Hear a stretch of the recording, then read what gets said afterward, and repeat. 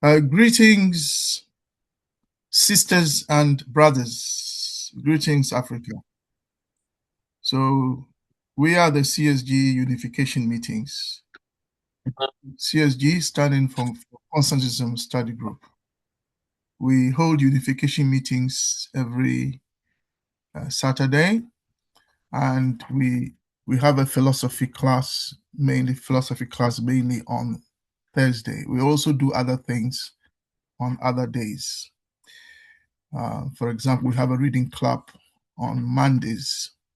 So welcome. For those of you here, I'm going to welcome you one by one. So I'd like to welcome Sister Ingrid, who joined us on Thursday earlier this week.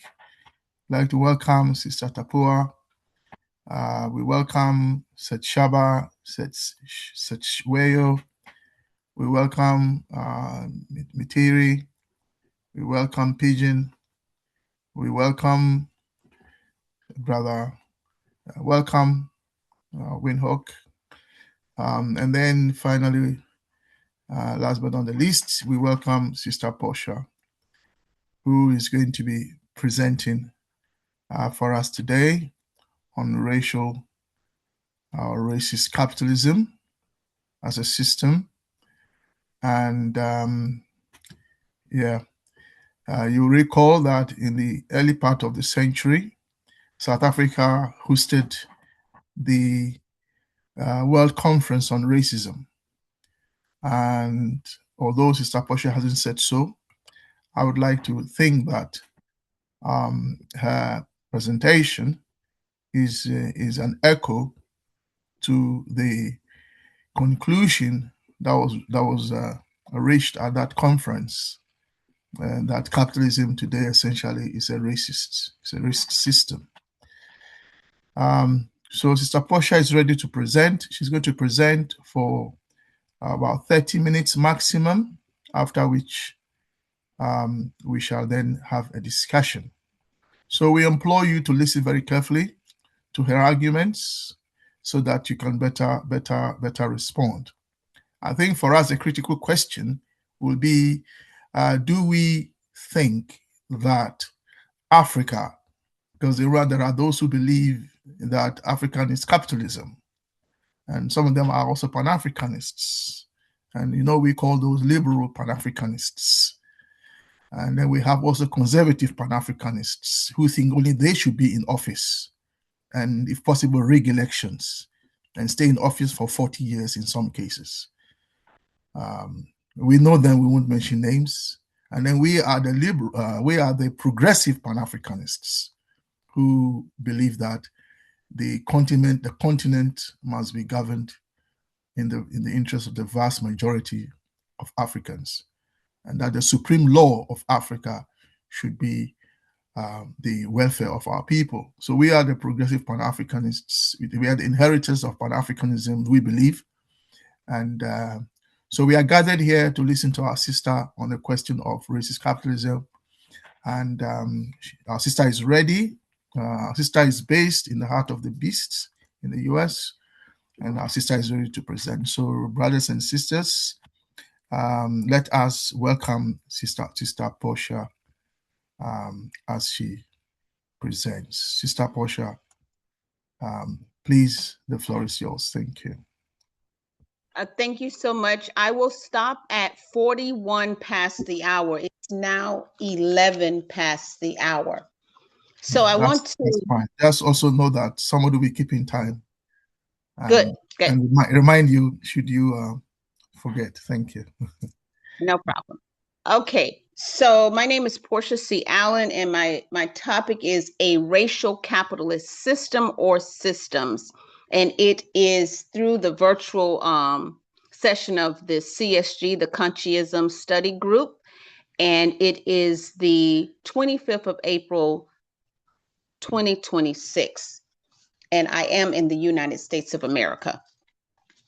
I want to start with a document that is happening at the UN level that I argue a large number of civil society who are on the ground, grassroots, are missing input into this document.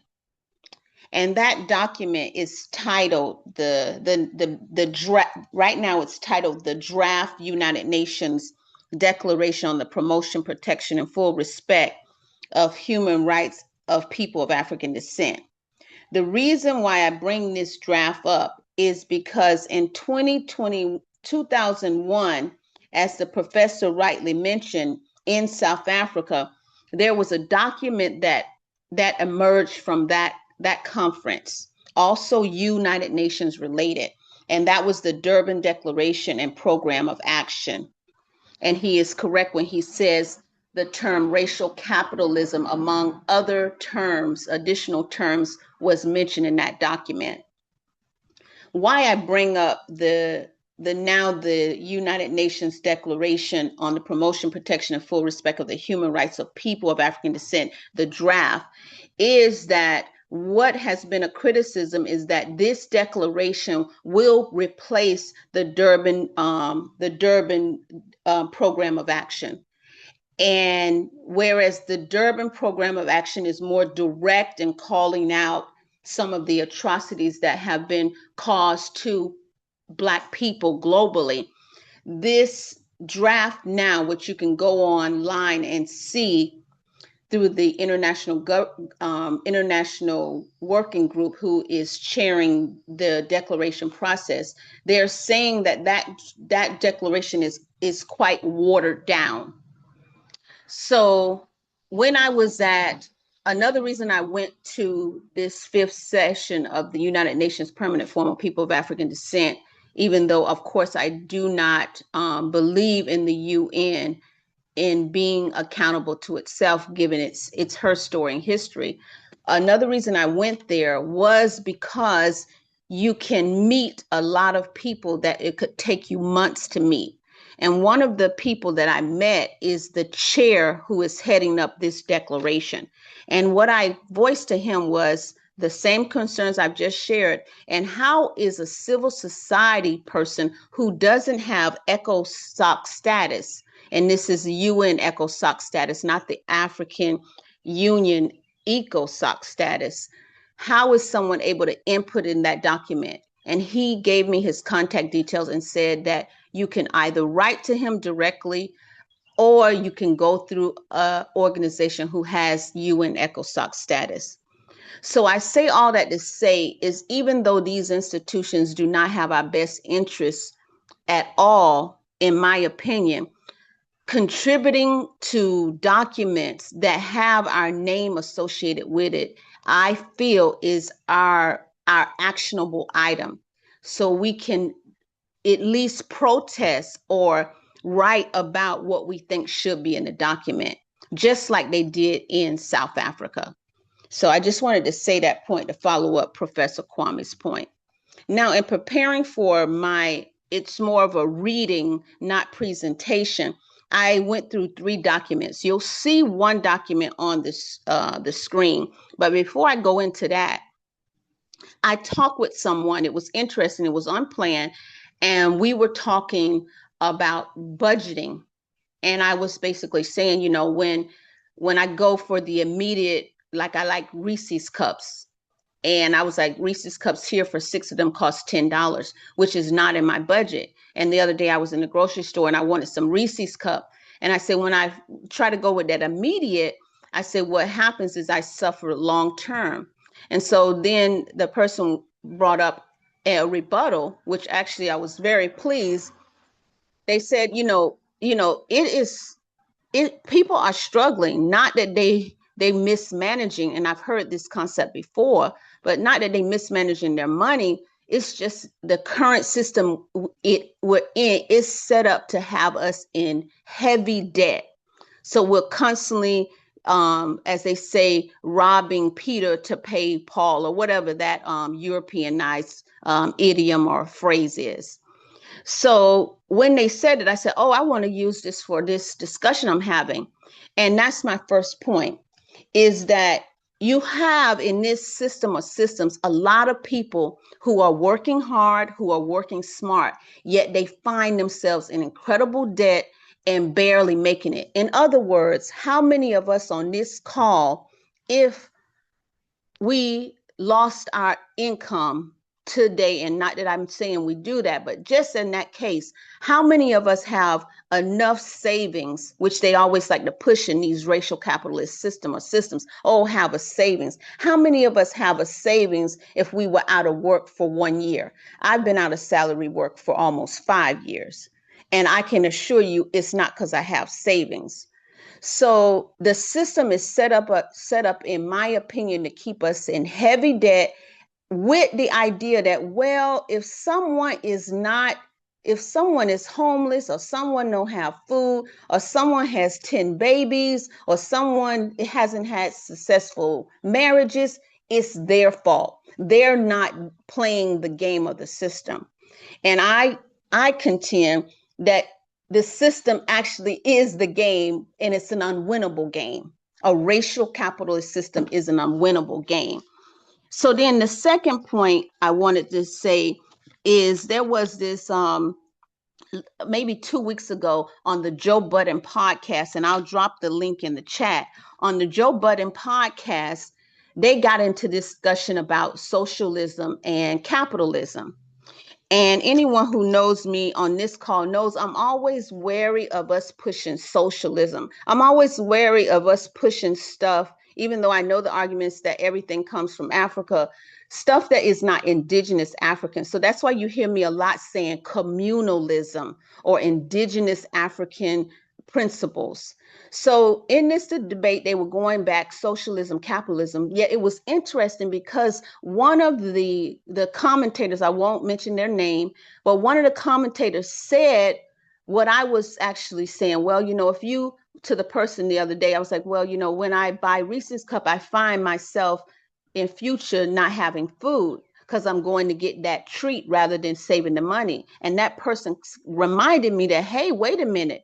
The system is set up that, even, not saying you shouldn't budget, not saying you shouldn't save, but even if you do all the check marks, you still are going to be far from having a savings or far from getting out of debt. And so on this Joe Budden podcast, it was interesting because one of the people who was promoting capitalism was saying the same thing. And then they also were saying, well, if someone works hard, they should get, let's say a salary like a Messi or a Ronaldo, because they worked hard. And then the person who was arguing for socialism, again, I won't mention their name, was saying, hey, check it out. The laborers, the workers, they work hard. So again, when we're talking about a racial capitalist system of systems, it has all of these kind of tropes or stereotypes about laborers, about people who are in heavy debt, people who are unhoused, people who don't own a home, people who have failed marriages and everything. They have this thing that it is our fault, when in fact it is the system or system's fault, because it's an unwinnable game. And then the third point is the person who, again, I just shout out to that person because they really helped me see another purview when we were discussing economic poverty. And the person was like, she had heard that one of the people had made less money than she did. And she was like, and I said, that's right, you're not supposed to discuss money. And then we were like, why is that? Why aren't we supposed to discuss our salaries?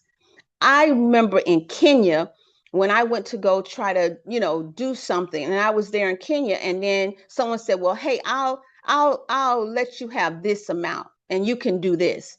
And so I was all happy, and I went to some of my colleagues, and the colleague who was a Kenyan, to his credit, he told me to his face, he was like, I'm pissed off. I'm pissed off. You haven't even been here a minute, but because you have American citizenship and I've been here for years, you're making 5 times the money I would make. So he's a Kenyan citizen speaking multi languages, notice the layout better than me, but because there was a citizenship of American, I'm supposed to get paid. And then on top of that, we weren't supposed to discuss that. And you know why we're not supposed to discuss that? Because when we discuss it, it shows how unwinnable the system is, how biased it is, how preferential the system is. So when I go briefly now through this thing of saying, questioning a racial capitalist system, and I tell you at the end what I think it is it a system or a systems? I want to, with you, and probably I would dare say all of you already know, and this is just a reminder, know that this thing been set up centuries ago. This thing has been set up centuries ago, and I am providing the evidence of why it is racialized. So it's not trying to pit it saying, oh, don't base it on race, because it's not about race. It's about the labor and a few people exploiting the laborers.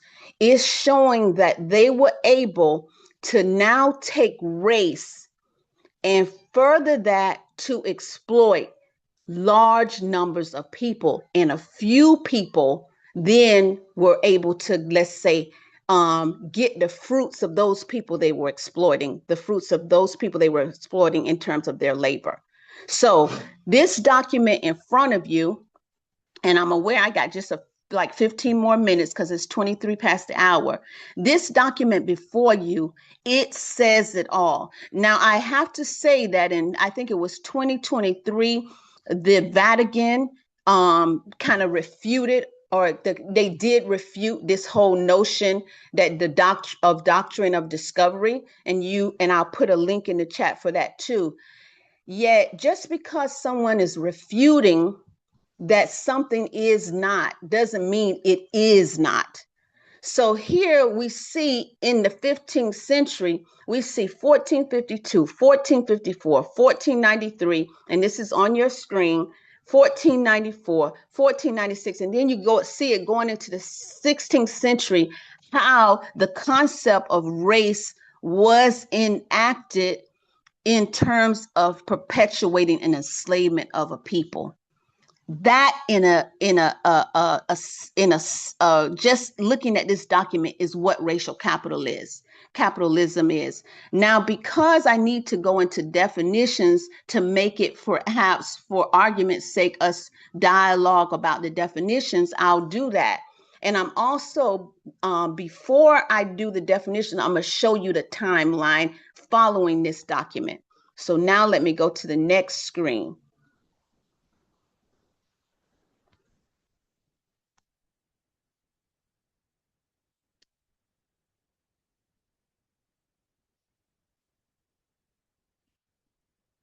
Okay, again, I'll put these links in there for you.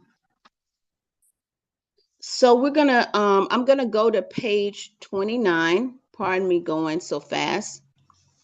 129. So please look at this diagram here. And I would dare say it's the illogicness of racial capitalism, but nonetheless, this document, Mapping Racial Capitalism, Implications for Law, was written by Carmen G. Gonzalez of Loyola University Chicago School of Law and Athena D. Mutua, University of Buffalo School of Law in 2022. And why I bring up this, because I want to show you this timeline very quickly, is when you see here, you see that the accumulation of economic wealth and power, there are processes for that. And they are based on they're positing that this is based twofold. Profit making, so there has to be exploitation. EXPRPRIATION, and there has to be expulsion. And then the race making, it has to be racial stratification, segregation, and sacrifice zones. I'm going now to page 134 to continue this timeline of racial capitalism, following up on the Papal Bulls that I showed originally.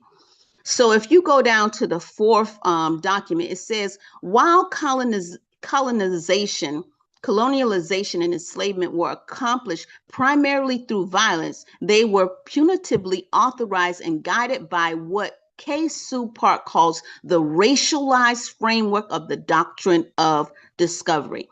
And I just want to remind all here that another point, I know of no other country that was founded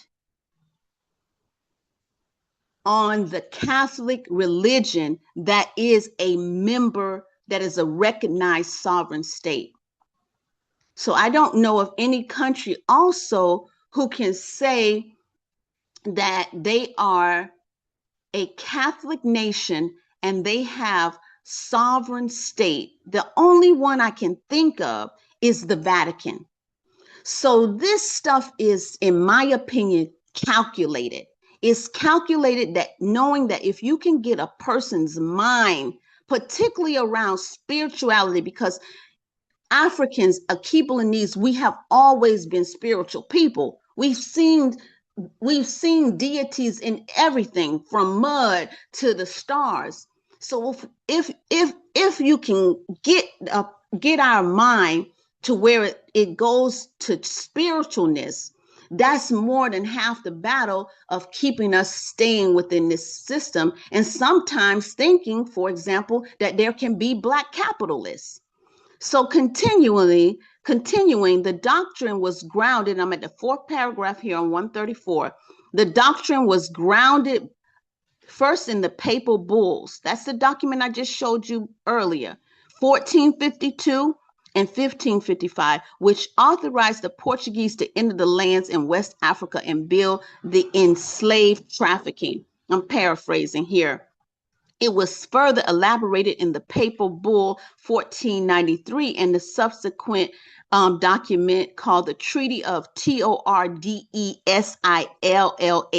1494, which demarcated the zones of the Atlantic that Spain and Portugal could invade without interference with one another. So if you capture a person's spiritual coreness, and then on top of that, you say that a deity has designated that this be it so, then yes, there'll be people who fought back, because a lot of us fought back, though that's quiet as kept. Sometimes they try. Yet there are people who will say, you know what? It's God's will. This is what God needs to be.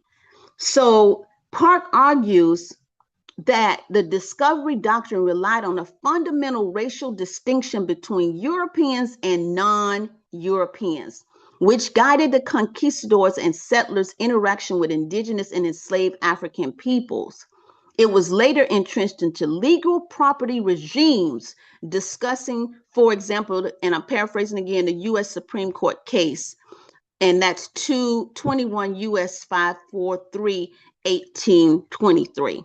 Now let me go on to another point before I go to the last document I open up for questions.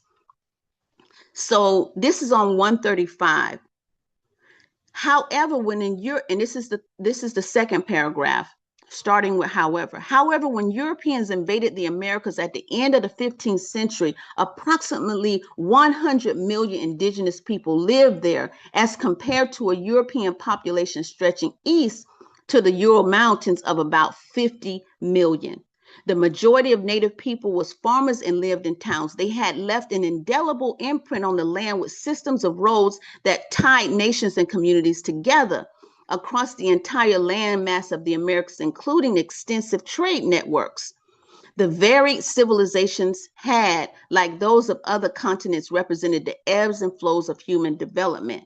However, the invaders' colonizing efforts radically reduced the American indigenous population to a mere 10 million. So this type of system, or systems we in, is calculated, and it is cunning, and it will try to manipulate us into saying it's God's will, or we not working hard enough, or if we only play the game, we are gonna get where we need to get. And I remind here that, as I said before, there are 12 billionaires.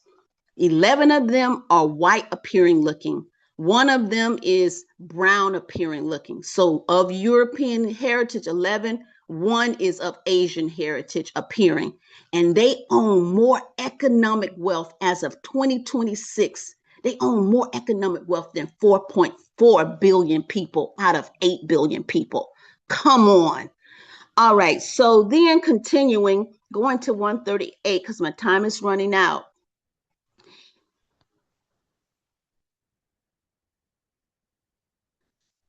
One 137, pardon me.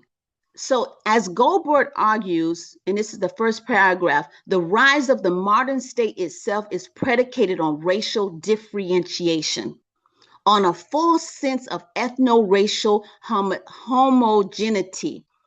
In his exploration of the Eurocentric ideas of universal history that have unwritten global ideology of global white supremacy, that's me saying ideology of white supremacy, Thomas MacArthur agrees. He notes that the United States was the paradigmatic racial state of the 19th century and a hegemonic hegemonic global power in the 20th. And that is because they based it on race. There is no way the United States of America, in my opinion, could be where it is unless it was based on a system of having it about race, an ideology of one is more superior than another, which of course is a fallacy. And now to 138.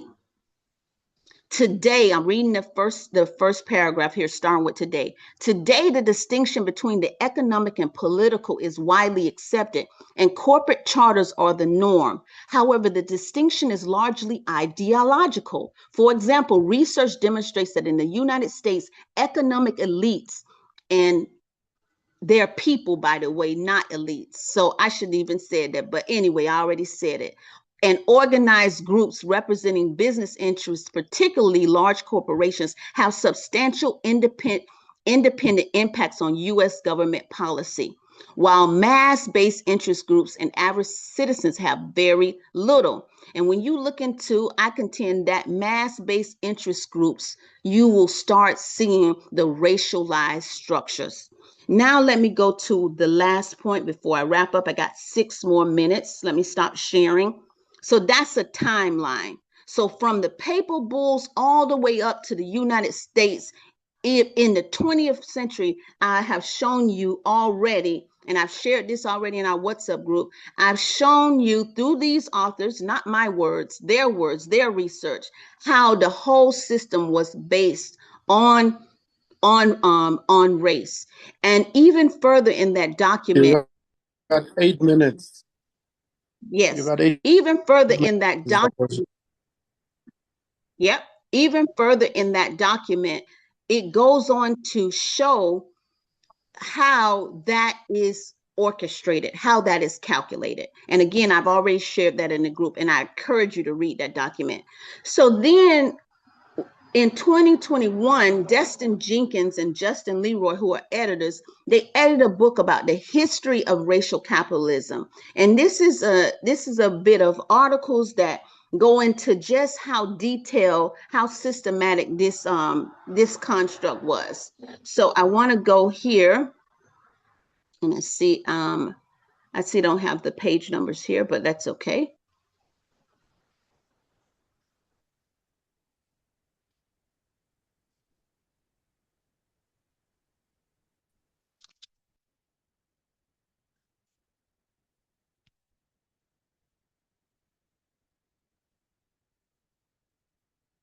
Okay, so when you look at a document, it'll be on page 25. You don't see the page numbers here.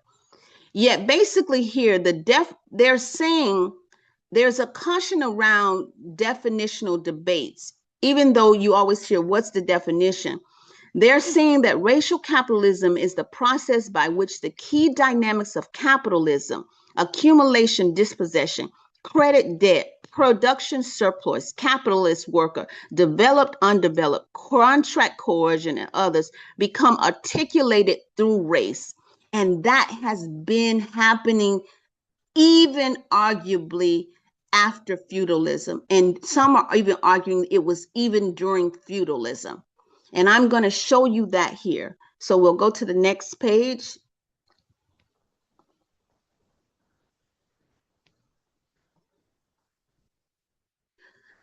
The differences are especially pronounced on the question. I'm reading the first paragraph here on, should be page 30. The differences are especially pronounced on the question of origin. Robinson argued that although capitalism affected the transformation of the African into the Negro, such a transformation ultimately represented an extension of older social dynamics rather than something totally novel. So the oppressors, have been doing this stuff for a long time. It's just been wrapping it up in different packages and trying to cause the divisions among us to say, oh no, it's this, oh no, it's that. When at the end of it, at the crux of it, the system we are in, whatever we want to call it, whatever we want to say it is oppressing our people, the majority of us. And even if you go up to the level of the 12 billionaires, no black people are the 12 billionaires, not that that's a flex, who control more economic wealth of 4.4 billion people. Let me continue and wrap up.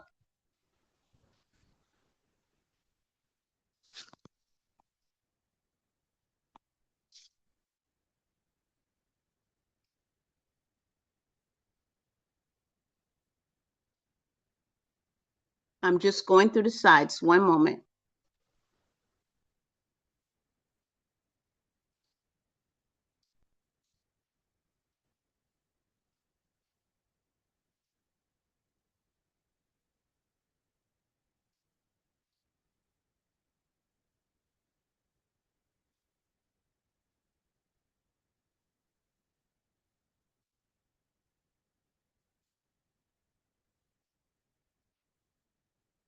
Okay, I'm not going to get through the sides that you can see them, but I'm going to do them on my laptop because it's faster. I want to read this last point and then I will conclude. Elder, welcome.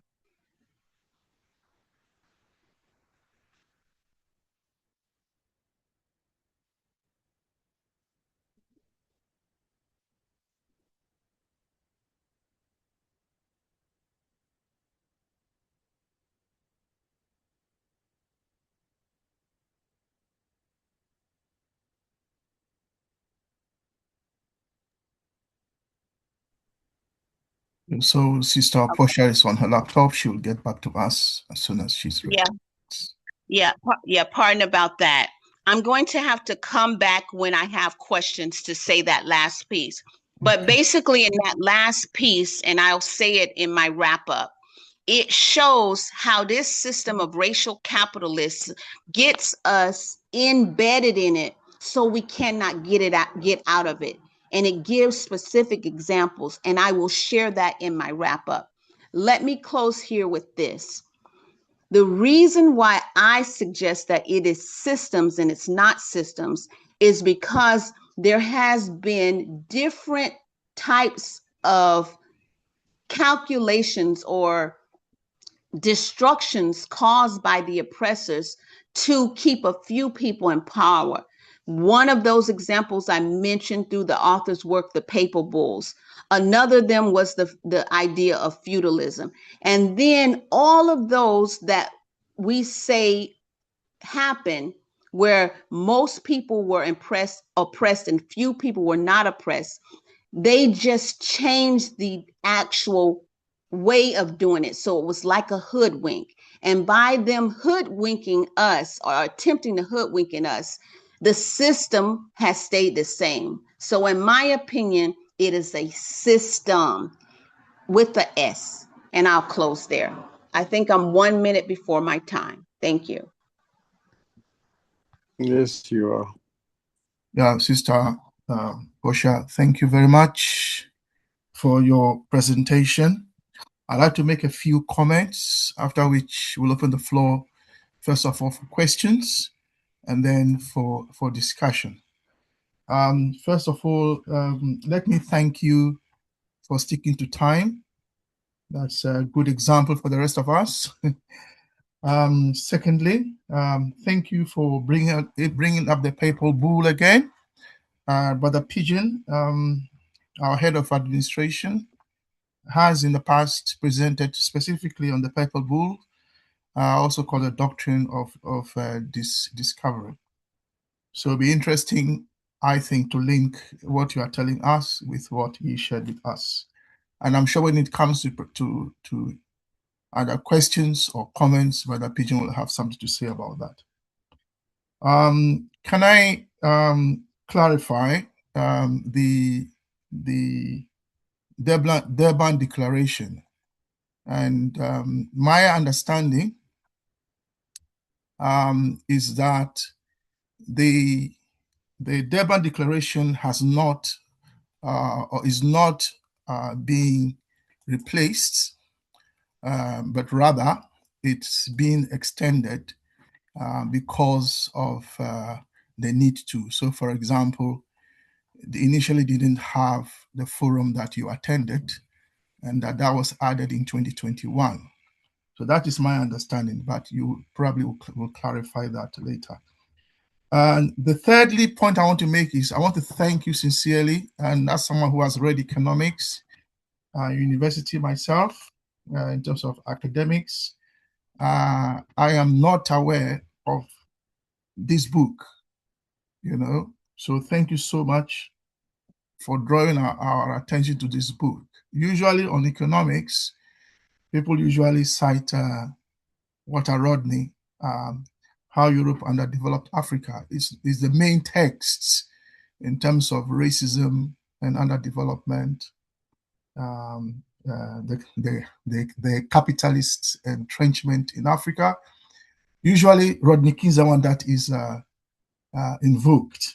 But so thank you for drawing our attention to these authors, and I think that we should be shouting about these books in the same way we shout about Walter Rodney. I think we should. So thank you very much for the book. I certainly will be reading it. It's a lot, but just reading it, it's worth reading. And also the fact that you not only brought our attention to the book by Leroy and the other author, but also linking them with the two other documents. I think you've done us a great favor, Sister Portia. So thank you very much. I have shared what you shared with us in a WhatsApp group. I've shared those in the chat. So anyone who is here and is not in our WhatsApp group, I'm not sure if everybody here is. BTR certainly isn't. Please look in the chat and feel free to download those books. That's what they are there for. So thank you for that. In terms of the billionaires, I think the figures differ, and so you're not wrong in the number you chose. But the important thing I understand, again, you can comment on this later, is that even the billionaires, it is not their money. We are now getting to know that there are organizations like the Catholic Church, and that the money that the billionaires are controlling doesn't belong to the billionaires. It belongs to these organizations, and some have named them secret societies. That the money actually belongs to them, and that these billionaires are just puppets that are put in front of us. So if you look at the American history, for instance, you hear some big names, Rockefellers, etc. We are told that those guys were the front of British capitalism, that they were used by the system. You might want to comment on that later. So the billionaires basically are the face of the system. And as the system is racist, as you have said, clearly there cannot be Black people there. So those are the quick comments I just want to make. But let me return to my thanks. I really thank you for sharing these three documents with us. And at this point, I'm going to stop talking and open the floor for comments, for questions first. So brothers and sisters, shall we, if you have any questions, address them to our sister, and then we'll have the discussions after that. So any questions, please raise your hand and sister can respond. Thank you. Okay, there are no hands up for questions that I can see, so we'll go straight into the discussion. There's a hand up for question. Yes, brother, welcome. Yes, Brother Kwame, Sister Portia, a very big thank you for the presentation. And in the end, towards your conclusion, you said, this is not a system, these are systems. So how are the systems likely to be disbanded in your own thinking? Thank you.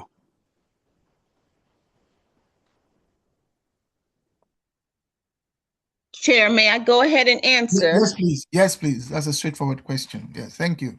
Thank you, Brother. Welcome for asking the question. Anybody else who has a question, please raise your hand so Sister Portia can answer it. Thank you. Yes, Sister, please proceed. Thank you. I'm on record, and I have said this before, that it is going to be, and I have to be careful of YouTube because then they can label me a militant. It goes back to the poster that Pigeon put up.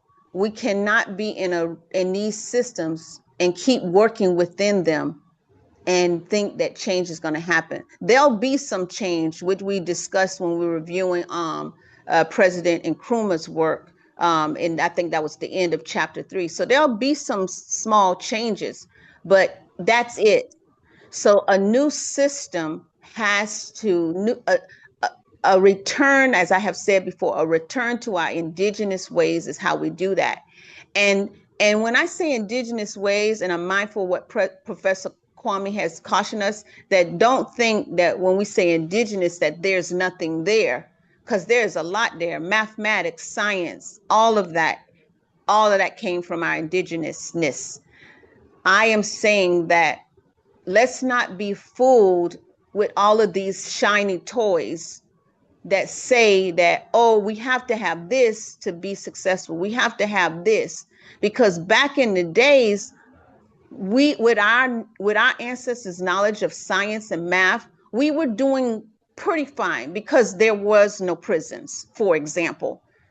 There was this no large scale theft, for example, and there was a way to deal with people who were not about the community. So simply put, we return to our indigenous ways. Practically how that's done is it revolves around land. And that's why you heard me be cautious in the beginning of my words, because El Haj Malik has said it, and a number of revolutionaries have said it. May Mallory has said it, that when it comes to fighting for our freedom, that will not be given to us. Thank you. Thank you. Thank you very much, Sister Portia, for that eloquent response. Sister Ida's hand is up. Sister Ida. Sister Portia, seeing you were telling us about the Papal Bulls and stuff that started a lot of colonization. I wanted to ask you, and also the fact that a lot of religious groups, in fact, I think all of them, were part of it. I wanted to ask you whether you thought that they are still in some way economically benefiting from what they started. I know that for instance, they have a lot of land, but do you think that economically you can see things that they're doing that they're keeping quiet about, but doing them and making a lot of money as a result? Thank you.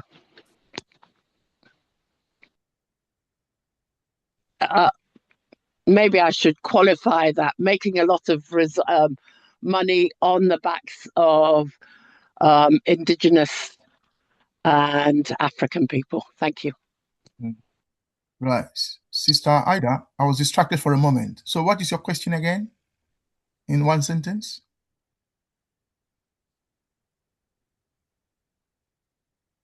Sister Ida? I hear you, but I don't know I can say it in one sentence. Okay. Did Sister Portia understand what I asked her? All right. Sister Portia, I comprehended what Sister Ida said. I'm ready to answer. It was clear what you asked. Okay.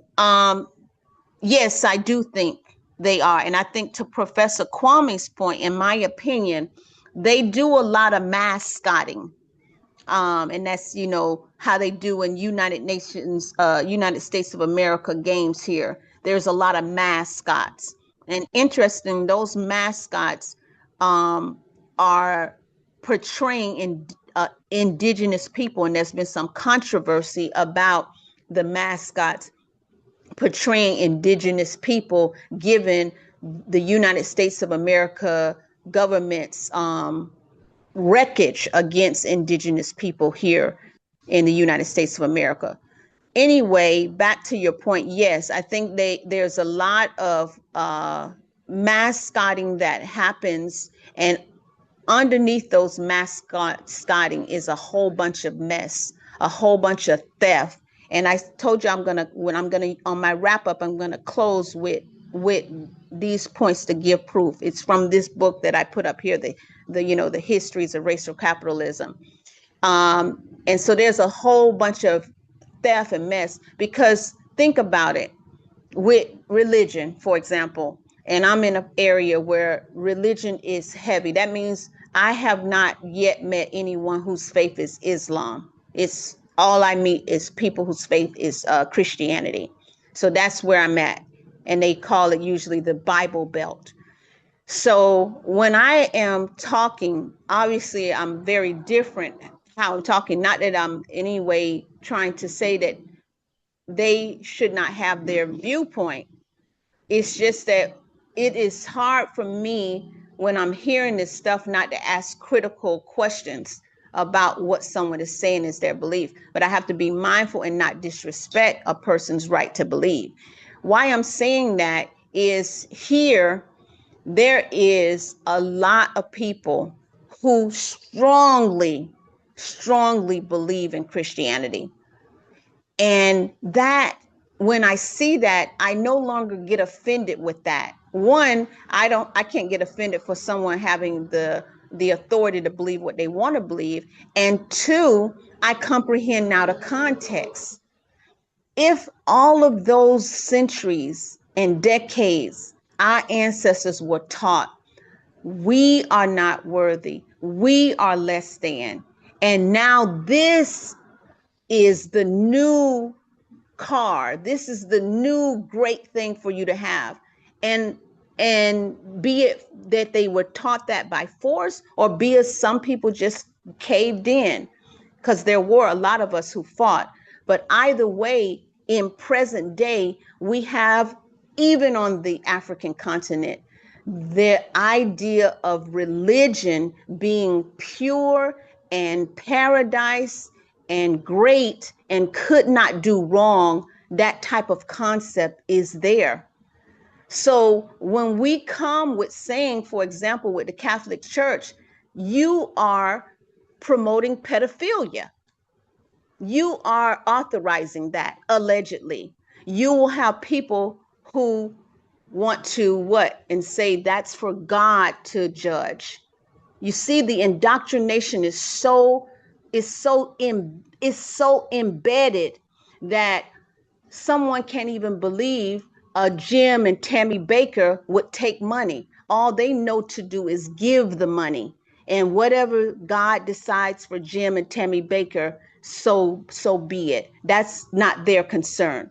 Their concern is to believe.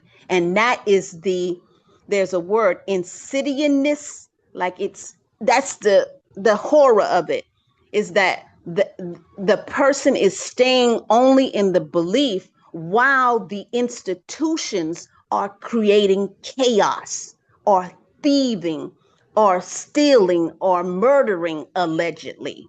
Thank you. Thank you very much, Sister Portia, for your response once again. In the absence of any further questions, because I can't see any further hands, shall I? Oh, it's another question. Okay. It's another question from Brother Ifo. Brother Ifo, please proceed with your question. Yes. Thank you for your brilliant, insightful, and there's so many beautiful words to describe what it is that you just threw down to us. I am almost thinking that this should be required grounding for people as they get into Pan-Africanism, so they can understand what it is that we're dealing with. There was a section that you quoted about the function of the state, the colonial state, and how that fits into the same colonial capitalist system. And so I've often reminded people that we need to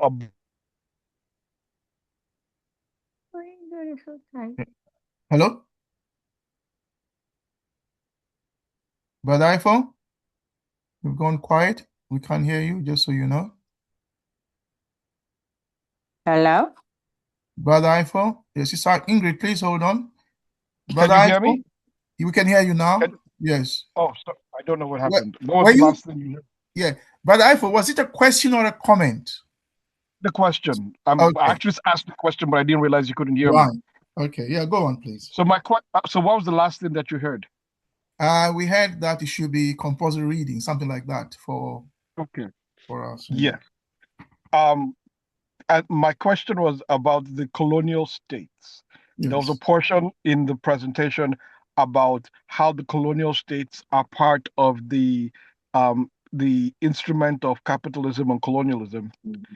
And so we have some Pan-Africanists who are trying to make their colonial states stronger and almost think that the end of the state, whether that be Nigeria or Ghana, is tantamount to blasphemy.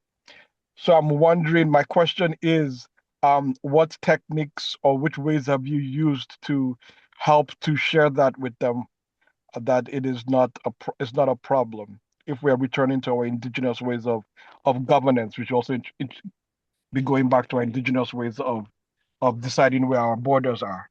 But I'm wondering, how do we get? I've been having a hard time trying to get that across to people. So I'm wondering how have you been able to get that to people to make it make sense to them? That's my question. Thank you, King Brother, for your words, and thank you always for your contributions.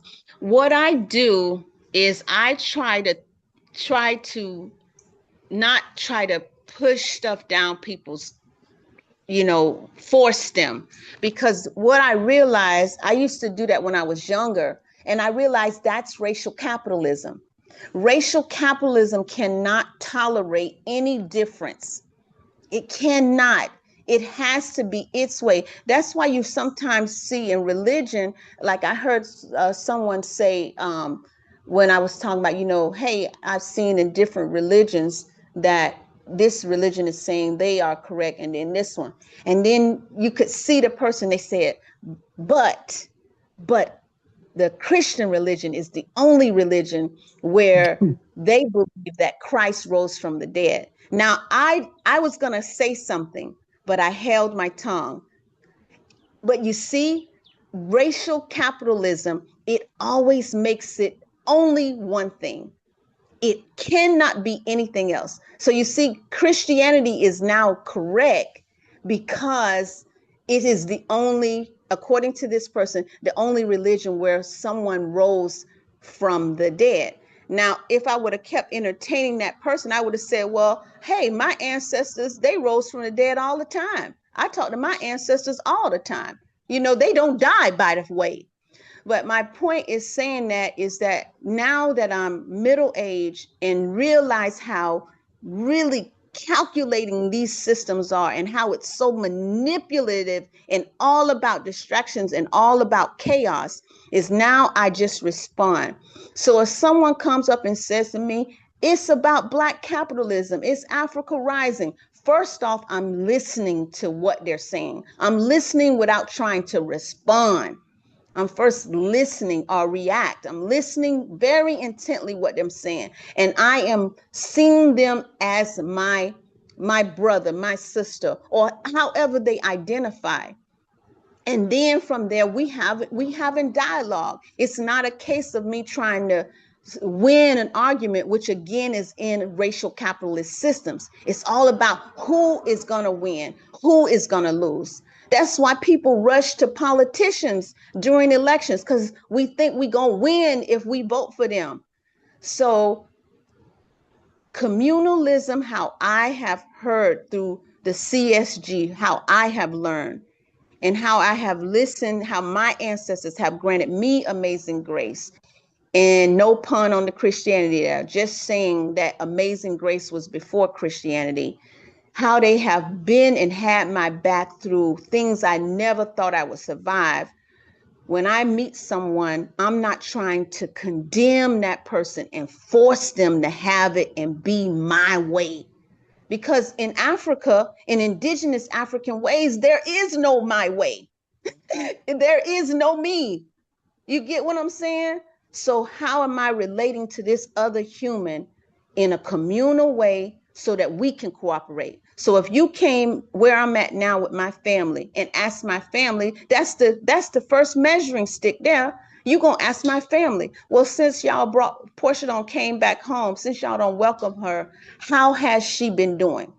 And that's going to tell you if I'm living indigenous ways. So it's all about going back to those principles of Mayat, those principles of Ubuntu. And I know they all kind of tried to wash away and make Ubuntu all fuzzy-duzzy, but it's our indigenous systems were all about accountability with community. Thank you. Yeah, thank you. Thank you too for your response. I think I agree with Brother Ifo that we should make a big thing out of what Sister Portia has presented in terms of the publication. And so we have economic sections throughout the year. You know, our sessions rotate between a united one continental government, then continental economics, development, and liberation.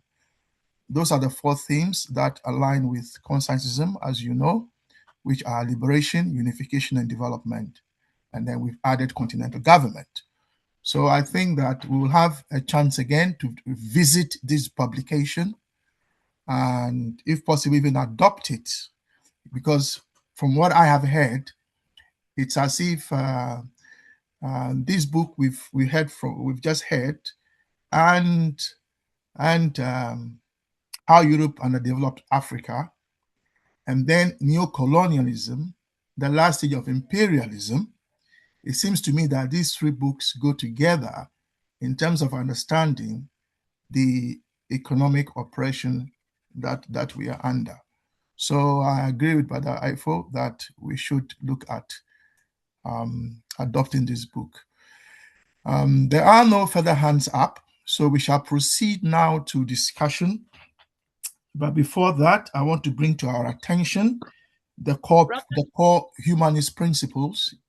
Yes, are you saying something? Brother Kwame, there is sort of a question in the chat. Right, let me have a look.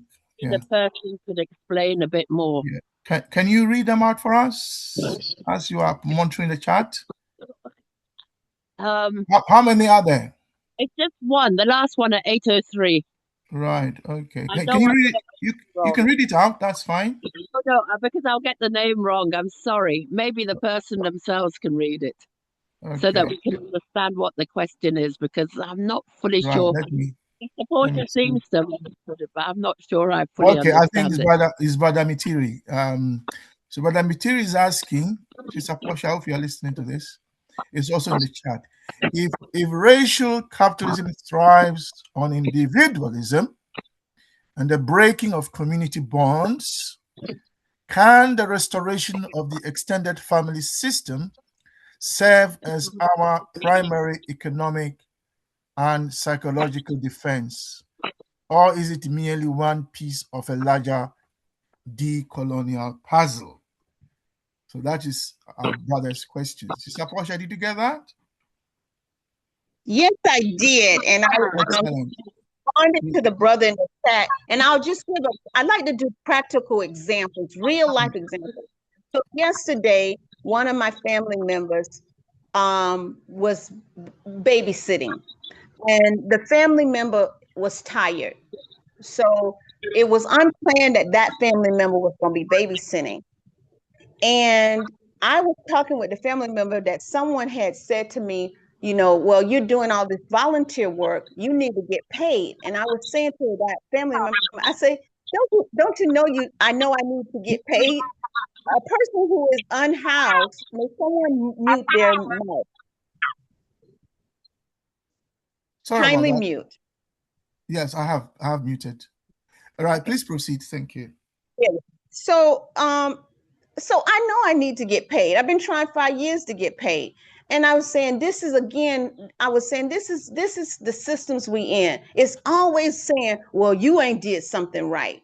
And I'm getting to my point in a moment to answer the comrade's question. So I was like, here is my CV. Kindly can you put it amongst your networks? Because I need salary work. Not that I'm saying you got to get me salary work, but basically, I know I need salary work. Obviously, a person who is living on the street and who hasn't showered for 2 weeks, they know they need a shower. They don't need us to come and say, well, you need a shower. Why don't we get them a home? So in this situation with the family member, I could see visibly that the family member was tired, and now they're in a situation where they're babysitting. So here is me. I just pick up the baby, and then I'm playing with the baby, and then the family member is sleeping. They so tired because they in these systems that drain you, having you work more than 80 hours a week and barely being able to pay rent or bring food. So that's what indigenous ways we had. I was trying to look up Mayat while the question was being read, but those Mayat principles, and not trying to make everything like it was perfect. It was just that our systems were working. Even I read that earlier. Our systems were working. We didn't have to do daycare because in our systems, the extended family was there. So if the sister need a break, the mama is there after she have the first child, there to help the her daughter-in-law out or her daughter. So we cannot throw away our principles ourselves, because actually when we throw away our principles, when we throw away our Africanness, they are laughing at us, oppressors. How do we look trying to be oppressors? That's not in our freaking DNA. So let us not throw away our beauty, our grace, our firstness for the sake of what? Having an iPhone? Nah. So we return to extended families. We return to those ways that served communities and not one person to ride in a broken road in a Bugatti and waving their hand talking about elect me for president. No, we don't need that kind of we don't need that kind. That's not our principles. Our principles is when the baby is crying and the sister is tired, we pick up the baby. We pick up the baby. Thank you very much for your eloquent response again. So we're now going to move to discussion. And before that, let me remind you of the humanist principles that underlie traditional African societies, because this has come up again, even in Brother Mitiri's question. And it came up also because we are also, as you know, in that page of or section or paragraph of Consciencism, where we are looking at the humanist principles of traditional African society. And they are broadly, I think, 5. The ontological, the core ethical principles, the social and the political organization, there's a practical ethics, and then finally spiritual and ancestral dimensions. Now the ontology, which is what a thing is. So for us, we believe in relational personhood. We don't believe in individualism, that there can be an individual apart from the community. You are who you are because of the community you come from. We also believe in community of the moral community, where we mean that we have, if you like, a long line of existence. So for us, those who have gone before Those who are alive today, those who are going to be born, are part of the same community. So nobody for us is dead and gone. They are still with us. Then there's holistic interconnectedness. That, in other words, for us as Africans, if there's an accident, we also look at the spiritual dimension. We don't just say it's just an accident. So for us, the material is not the full story. It has to be complemented also with the spiritual. What are our core ethical principles? Where they are that we believe that every human being has intrinsic worth. Okay, we believe in communal responsibility, and we believe in reciprocity and mutual aid, compassion and moral concern.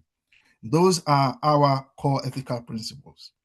Then, in terms of social and political organization, we say that there has to be respect for elders and moral authority of experience. We say there has to be consensus-oriented decision-making and community-based moral accountability. So those are our social and political organizations and the basis for them. When it comes to practical ethics, we are saying that whatever you do, harmony and social reconciliation must be at the heart of it. Contextual and situational moral reasoning, okay, that ethical judgment should be guided by practical wisdom. We believe in hospitality, although they've taken advantage of that, but we believe in hospitality and the incorporation of the stranger. And then in terms of practical ethics, again, we believe in the stewardship of land and ecological responsibility, that the land is owned by us all, by the community. It's not owned by one individual who we all then have to work for. Finally, the spiritual and ancestral dimension of the humanist principles of Africa. One, the ancestral presence and moral community, that our ancestors are not dead. They are gone, but they remain active members of the moral community. In fact, when we pray, in traditional Africa, we even call them and call their names. Second, ritual as relational practice, libations, offerings, invocations. You can add Christian offerings in the church, etc., etc. That they are not superstitious add-ons, but practical acts of maintaining harmony between the living, the dead, and the unborn. There's moral authority of the spiritual realm. We believe that the spiritual realm has moral authority. And then finally, for us as Africans, we don't separate the secular from the sacred. Yeah, that today God is with us, and then tomorrow, when we move out of a space, suddenly God is not there. For us, we don't look at it that way. And so for us, it's a way of life. So those are the humanist principles that Nkrumah has said that the new Africa must be built on these humanist principles. Now, you know that these humanist principles are not Islamic. They are not Christian, and they are not necessarily Jewish, if you like. They are just humanist principles, and none of those religions I've mentioned can say they don't like what I have just read. Well, if they don't, then what is the problem? Then there's no basis for us to fight these principles. The problem, as we've seen, Sister Portia has eloquently told us today, is the system that has been created to exploit the world, to exploit Africans, to exploit Africa, and so on. That is the problem. That system is what needs to be destroyed. This system called capitalism. It is inhuman. It is anti-human, and has to be destroyed. So, having then recollected for us the humanist principle, which I'll be sharing, I'll make a slide out of this and share with us, and then I'll share it also in our WhatsApp group. Let's now move to our discussion. So the floor is open for discussion, in which case we want to hear more from you than from the speaker. The speaker will come later to wrap up and share her view of what she's heard. But we want you now to share your thinking and your opinion, etc., etc. So the floor is open. If there are no hands up, I'll start calling you one by one. Thank you. Okay, I'm ready. Yes, is that Sister Ingrid? Yes, sir. Yes, Sister Ingrid, yes. Oh, just so you know, We are waiting for you in Ghana. Yes, I am. Yes, let us know when you're about to fly out. Oh, yes, I will And definitely we will come and let meet you you at the know. airport. Yes, That'd be please. wonderful. Yeah, please Yes. proceed. Yes, that was a very wonderful, informative discussion about racism is about capitalism. And I've learned so much new stuff. Yes, the sister did an awesome research and documented everything. But by the same token, like you were just saying yourself, this system has been going on for hundreds of years and they have perfected it. And I don't understand why we as a people, the awoken ones, we are aware of the system and we should be able to come up with a solution how to challenge it. We can't just say they're doing this, they're doing this. I have heard that for so many years, so many decades. And the thing is, we know what the problem is, and we are the original people. I mean, it just takes one person to come with a good idea how to crush the system. And like Dr. Martin Luther King said, we have to beat at their conscience. We have to challenge them to their faces. And like they say, write letters to these very same politicians and pester them until they get tired of us saying racism, because they try to tell us to get over it. But we have to, at least speak louder and educate ourselves. And the thing is, those of us that have the knowledge, we have to share it. I know some of our people, they want to be stuck on religion and Christianity. I was in the church for many, many decades. And it's sad how the system have been able to ingrain this religion. And I say, it's not doing anything for us. And that changed me. I heard someone say 600 years. I even questioned Jesus. I said, Jesus, are you on these people's side? Because I don't see them suffering like we are suffering. And my thing is, I just try to educate whoever come near me, young or old. And I think that can help because they are being bombarded with the colonizers' nonsense. And we have to tell our people to stop listening to them. And hopefully we will get the change. That's my comment. Thank you very much for Welcome. our sister. Brother Ifo has his hand up. Brother Ifo, please share your thoughts. Yes. I was having a conversation with a brother today, who grew up in the same city that I grew up in, but we didn't meet till Canada. And we're talking about the ideology of kleptocracy that seems to have overtaken our people and has been normalized back home. And so I was talking to him about how we can switch that and how we can show and demonstrate that sharing, caring, cooperative is actually viable. And he thought it would be a big challenge. And I said, I think it would have been a bigger challenge in the 80s, because in the 80s, the economy in Nigeria was good and people were coming from different parts of the world to come make their money. I believe there were almost 2 million Ghanaians who came to Nigeria at that time. I said, today it appears that the capitalists have decided not to even pretend that they're being helpful or that they care about the people. The people are suffering, and they're suffering so much that I think we're at a point where we don't need to try to convince them that the current system doesn't work. I think now it's a question of being able to demonstrate, similar to how the Panther Party demonstrated, in practical ways, by doing things that provided food, provided medicine, provided things, the material needs of the people on the ground.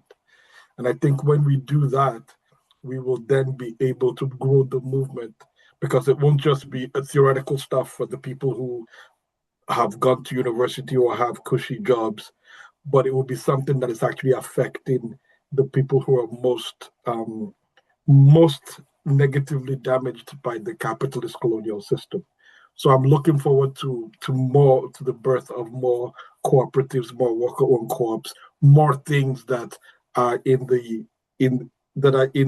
sort of commerce that our ancestors did, where business was not created just for one person, but it was created as a way to help the community. So that's what I'm excited about, and it's amazing that we had this conversation today. Thank you. Yeah, thank you too.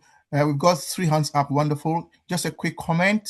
I think people have a right to believe what they believe, but I also think that it's not enough for us to acknowledge their right to believe. I think if their beliefs are hurting other people, that we also have a moral responsibility to say it is wrong. Okay, so I think rights must go with responsibilities. This is what I think. I agree absolutely. Yeah. Oh, just so you know, that wasn't a follow-up on what you said. It was just something we wanted to say earlier. Sister Pua, you had your hand up first, so you please go, and then Brother Pigeon, and then Dr. Fury. Thank you, in that order. Sister Pua. Okay, thank you very much. Hello, everyone. Thank you to my sister Portia for the wonderful presentation.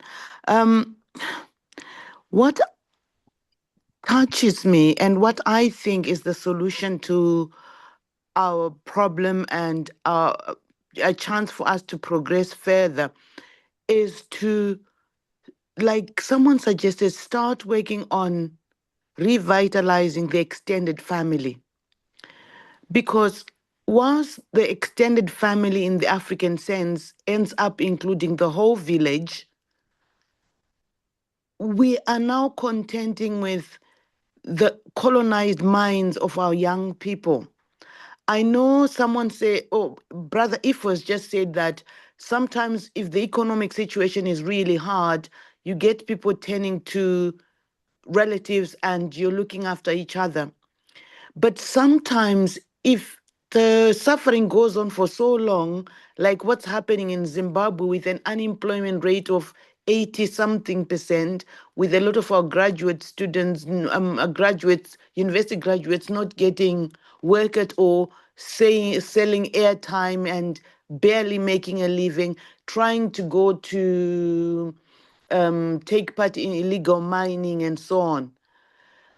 I was shocked when one of my close relatives, because I was brought up in a situation where our doors were not shut.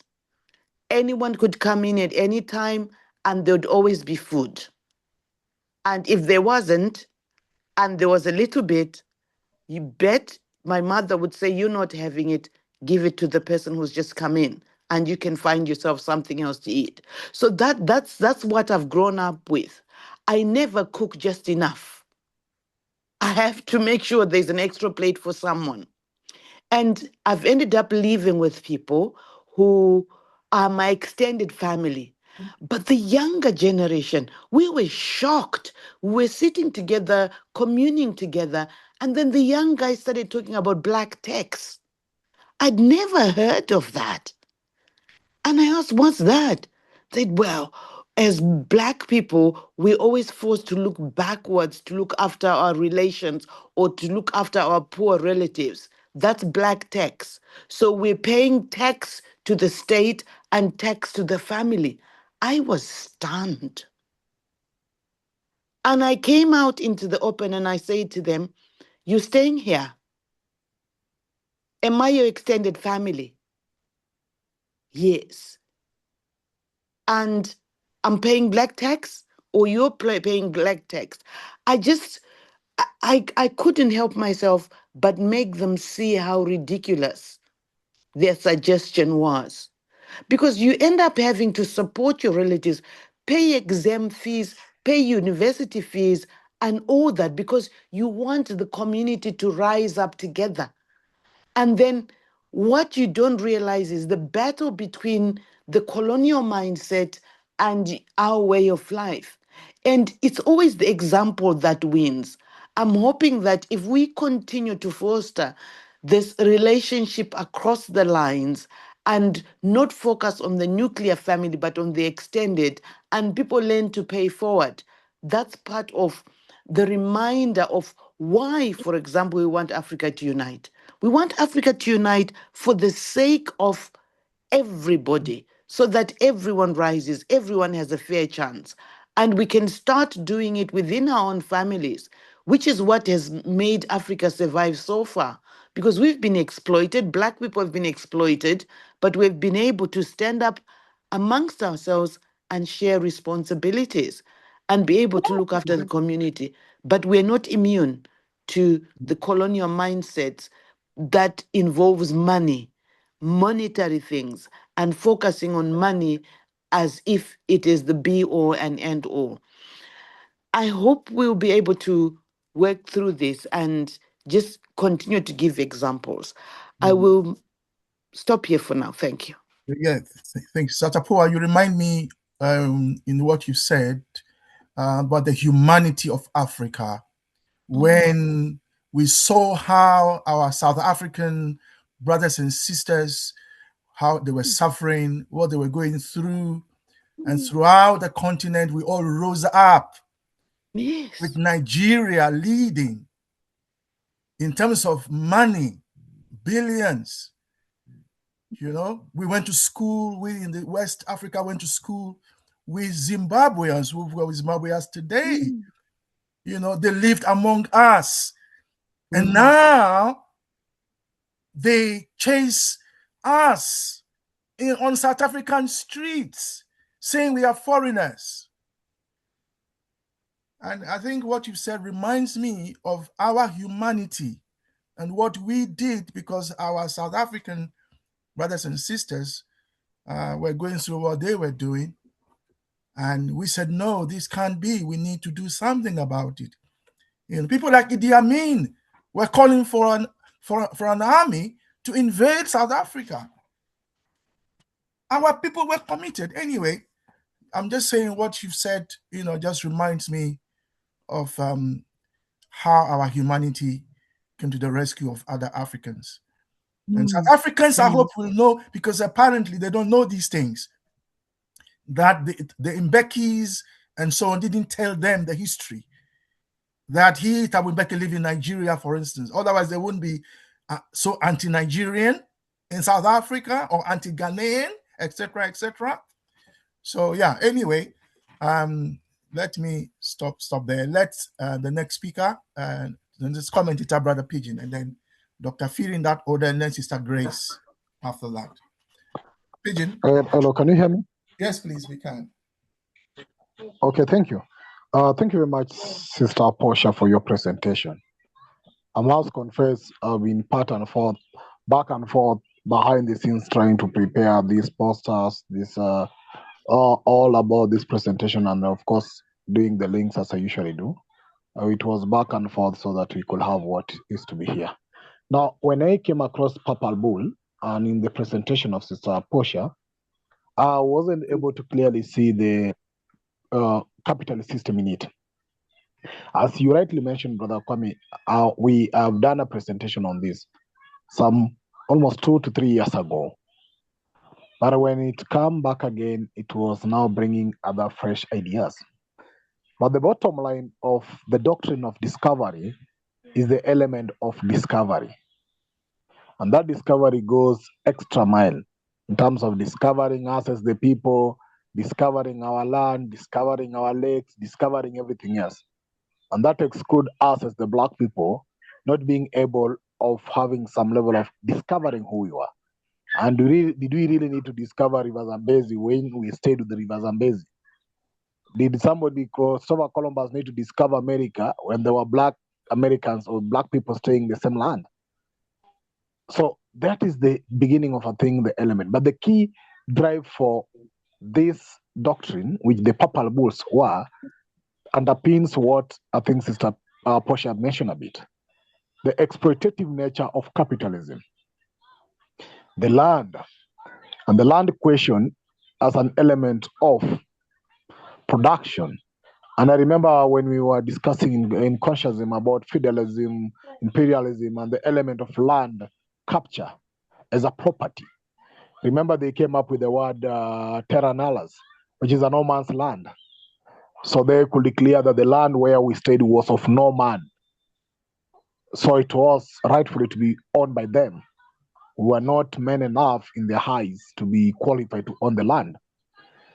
That to me brings that system that was then structured long ago to take our land, to take our resources, and to take our property back then.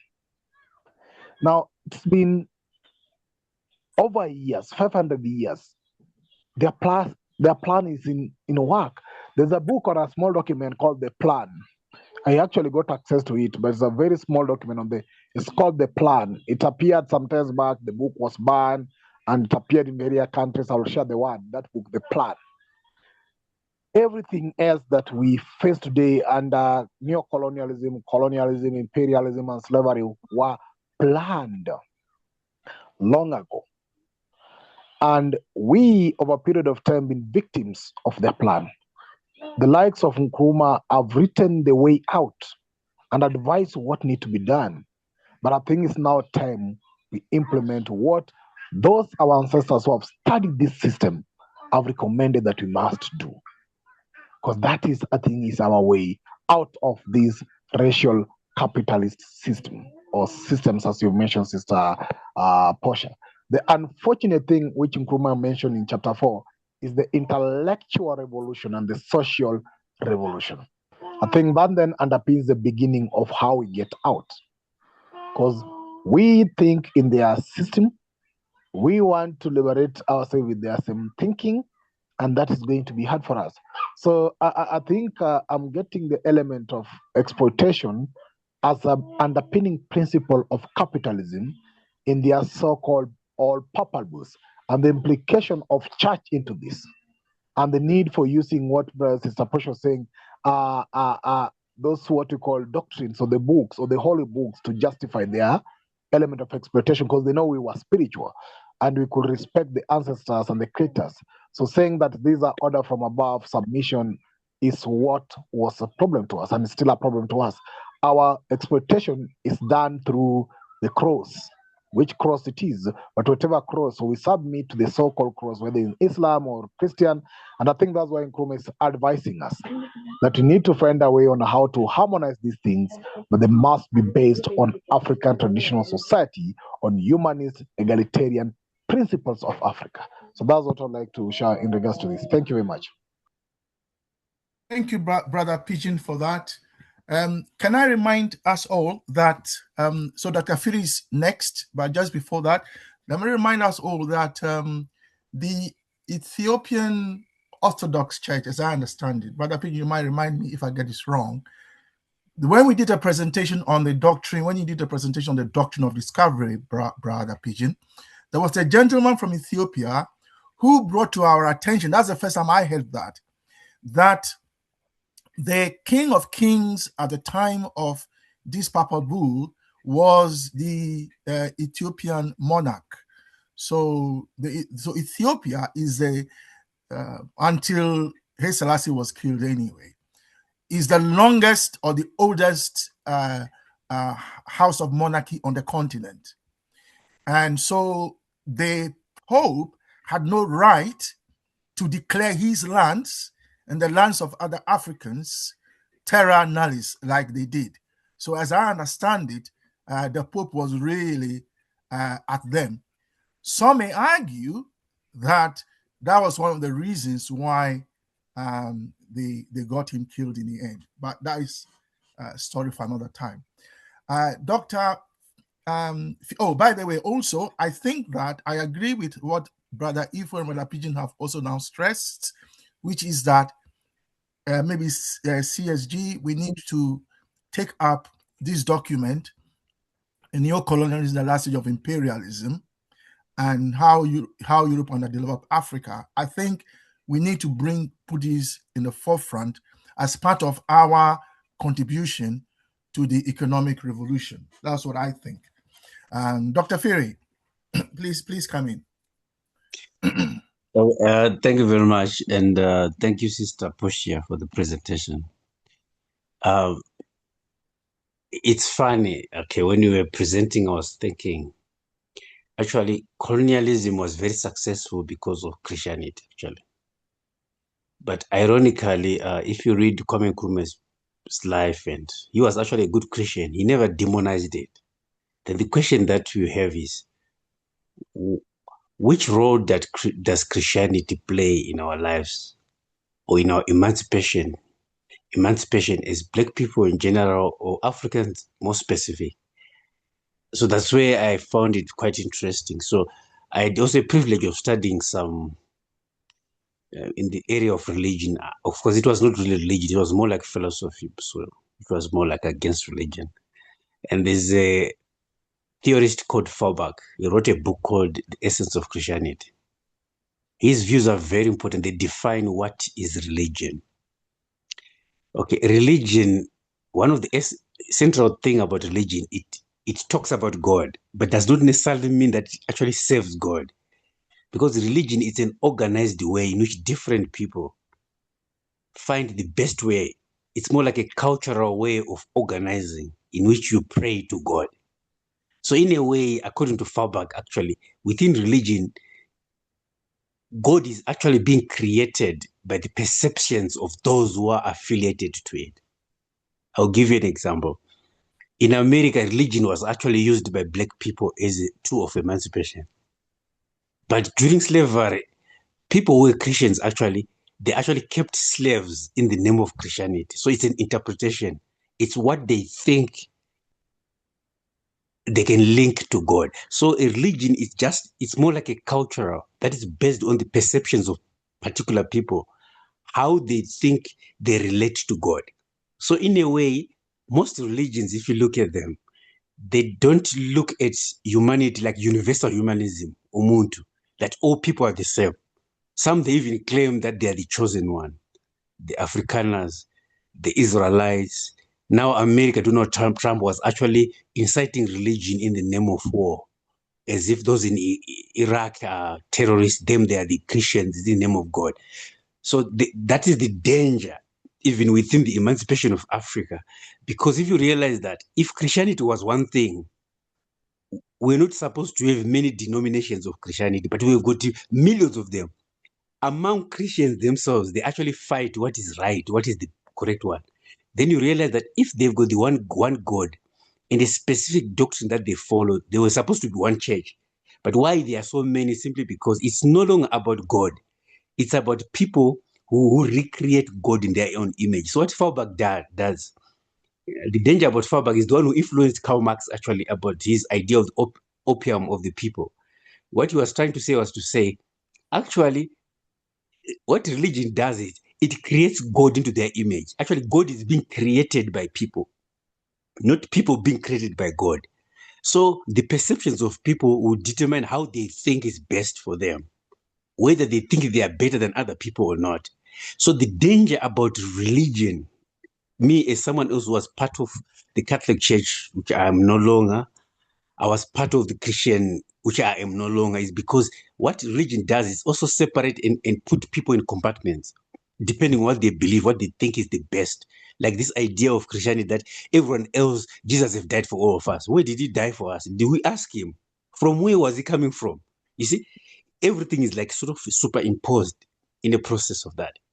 So that's why we find that religion becomes very problematic. Even in Africa, some of the issues that we have, like if you look at especially in the West Africa, in Nigeria and others, about this issue of Muslim and Christianity and killing each other. Africans are killing each other by a doctrine someone else brings. But at the same time, we've got also our own religion that we have, which is the African traditional religion, which we've been talking about. So the danger about religion, according to me, I think religion can be an emancipating force, but it has been more a dividing force than it has been something that was very spiritual. So that's why some of us, we've moved, I don't discredit all the religions, because but I'm trying to look at another level, which is called spirituality. Spirituality is whereby we don't create our own cultures of religion, but we look up to God. Then we look for something that is very common. So this idea of universal emancipation of all humanity is the same and stuff. has to go to some level which is a little bit above religion. Even if some religious organizations are actually universal, that's true. But most of them are problematic. They are conflictual in nature in how they do it, and they actually work according to the perceptions and feelings of the people and what they strongly believe works for them or doesn't work for them. That is the problem. I think that is where we have got the problem of religion. That's why I find that if you look at the Christianity itself, how it was used by colonialism was very smart. It was used to support especially a particular color, particular people who it was actually Europeanized. But the history of Christianity is not a European religion. It's actually a Middle East religion, actually, essentially. So this manipulation that happens, God is manipulated, is what is giving us problems now. And it's said that if you look at colonialism, it's very hard to talk about colonialism without talking about Christianity, because Christianity dominated and was used, actually, and actually we even believed in it. So I think one of the way of our emancipation is also try to rethink religion in Africa, I think. But how it can be done, I can't say anything on that. Thank you.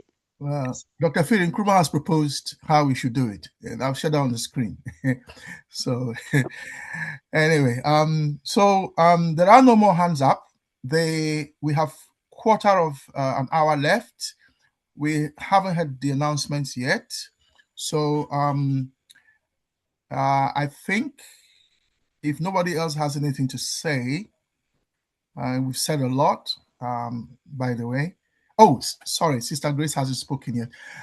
So after Sister Grace, my apologies. Yes, I did say you would speak after Dr. Phiri. Yes, Sister Grace, thank you. Hello. Yeah, my hand seemed to have gone down for some reason. I must have pressed it wrongly. Yeah. No worries. Yeah, go on, please. No, I missed the presentation, but from the comments, it looks like it was a very, very interesting presentation. So I'm just going. Is an understatement. I know. I would say it was seminal. Thank you. So anyway, I'm going to comment based on the comments I've heard from people. And Brother P, by the way, Brother Kwame, it's Piri, not Firi. But anyway. Thank you. We are learning every day. Dr. Piris, I'm so sorry. Encando. So Brother Piri has said it all about the interpretation of things and the confusion and the manipulation. And we've heard again and again what the churches did to people, to our people as well as their own people, all those children they were shipping from country to country. But anyway, because of that, those interpretations, I tend not to, like Sister Portia was saying, to argue with the person, but to just listen and obviously understand their interpretation, because I might be understanding it differently. And then from that, I deduce whatever it is I want to make out of it. But as we are speaking here, I heard Sister Portia say, because I don't understand the actual what the presentation was, but when she said Christianity is the only religion that talks about Christ rising again, which is similar to the ancestral side of things, I thought, wow, that makes sense. Because I've always struggled with, as a Christian, I've always struggled with the bit about he died and he rose again. My brain just stops. I can't interpret that bit. But then being half Zimbabwe, I noticed that my people from the Zimbabwe side were very Christian, but then they'll talk about ancestry stuff. They'll talk it together. They'll kind of work with it together without dropping either side. They believed in both sides of things and obviously interpreted in the way they would. And again, I heard Brother Kwame saying, let people, believe in what they believe and not kind of take sides maybe. Yes, so interpretations I find are very, very different. The same verse will be interpreted by so many people in different ways. To the extent that when people say to me, oh, which church do you belong? I can't even say, because you go to this one, it's different. You go to that one, and like Brother Piri is saying, if the goal is the same, why do we have all these different ones? It's because they want to send different messages according to their agenda. So they will interpret things according to where they want you to be, how they want you to do, and things like that. And I remember seeing a video that said, and it was a white man actually saying, I can tell you how the colonials used the Bible to manipulate Africans. But then it was on Facebook. You watch something on Facebook, suddenly it disappears before you've even watched it. But he had a book, so I missed the title. He says there's a book that explains how they did it. Again, like Brother Piri says, which, and like I keep saying, that I learn a lot from these networks, because what I knew then and what I know now is completely different. And so, like Brother Pete is saying, the people they call Christians or whoever it was in the Bibles was in Africa, was in that region there. How did it end up the other side? How did it end up being written by the other people? Changed the whole story, changed all the images. So now you start thinking about all these things and you think, oh my God, we've been done. But some people still don't believe. Like I said, my Zimbabwe side will use both. My Malawi side only uses Christianity. I've never heard them talk about ancestry stuff. But now I'm hearing the young people talk about it a bit more. And what Sister Tapua then says about young people who talked about black tax, that's the first time I've heard of it. Because the first black tax I knew about was, for example, here, the white people, they'll double the charge or get you to work harder as a black person. That's what we call black tax. But now that the young people are saying black tax against us, trying to get them to do something, you do see that the younger generation are very, very reluctant in getting involved in community matters or family matters. It takes a lot to convince them. They just distance themselves. So I was fascinated when Sister Tapua interpreted it that way. Now I've understood why we're in the situation that we are now. Thank you. Yeah, thank you, Sister Chizomo, Sister Grace. Sorry, and just to add one little bit, like I said, I never used to use TikTok. I ended up in TikTok by accident, but I see so many live chats of young people talking about unification and talking about South Africa. But the young people I hear on these groups, they especially the ones they'll just say unification for what? Other countries have got nothing to offer people. We end up in South Africa, we don't want it, and whatnot and whatnot. And then some people will say slavery never happened. And I'm thinking, what? Slavery never happened. Where are the boats? If it happened, where are the boats? If the boats went the other way, why didn't they go the other way? How come these days we don't see them going the other way? And I'm thinking, what has just happened? What has happened is that they were into the history. Yeah. So we had a brother in our WhatsApp group who has shared the current view in South Africa, which is what you're also alluding to, that they are basically, a lot of young people are ignorant of the history. You know, when I say ignorant, I mean Bantu education did a lot of harm to the current parents of the young people. So those of you who have followed South African education, Dr. Piri has looked into this, so he can also say more about that. That the Bantu education that was created specifically for African people in South Africa did a lot of harm. In fact, the 1976 Soweto riots arose because South Africans, irrespective of their origin, that is whether they were Zulus or non-Zulus, They came together as young people, and it is they who went on the march. It is they who started what came to be called the Soweto riots, because when their parents arrived home, their homes were on fire because their children were saying, no, enough of this nonsense. We are not taking it. So the current young people, as I understand it, are not learning the history. Well, are we surprised? Even we here, this book that Sister Portia has shared, how many of us know of this book? Well, I didn't. So the ignorance works both ways. On the black tax, I would suggest that we do a session on black tax, because I think if we remember that the purpose of slavery, of colonialism, is to the purpose of capitalism is to enslave us, then we can understand the full dimension of the black tax. So in that case, how about those of us who send money home all the time to our families and friends? Are we also paying some kind of black tax? So I think we'll have to look at this at another point. The black tax.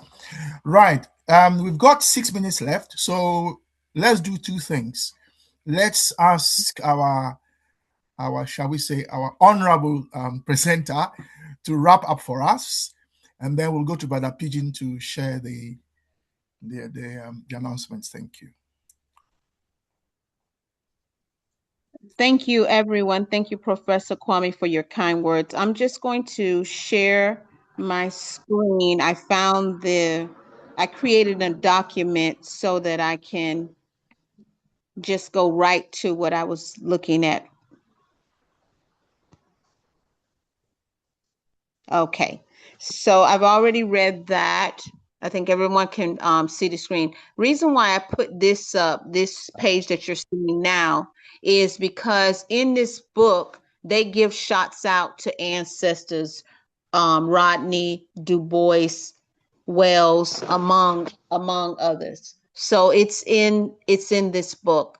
So I just want you to know that it's Thank you so much for that. Again, in indigenous African ways, it was never about replacing any ancestor above another ancestor. It was a continuation. It was a congregation in a revolutionary sense, not in the Christianity sense. So I just want to mention that in this book, such ancestors are acknowledged and referenced to. And then, pardon the background noise. Pardon about that.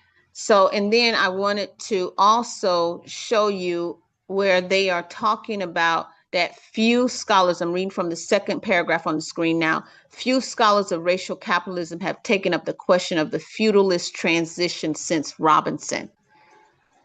So they then go on to say that they think about the reproduction of racial capitalism through investment capital or through reparations paid to former slave owners, some of whom invested compensatory funds in efforts to recruit South Asian laborers racialized as coolies to the plantations of British Guyana. So this stuff is really calculated and it's sinister, in my opinion, and it has no room for us.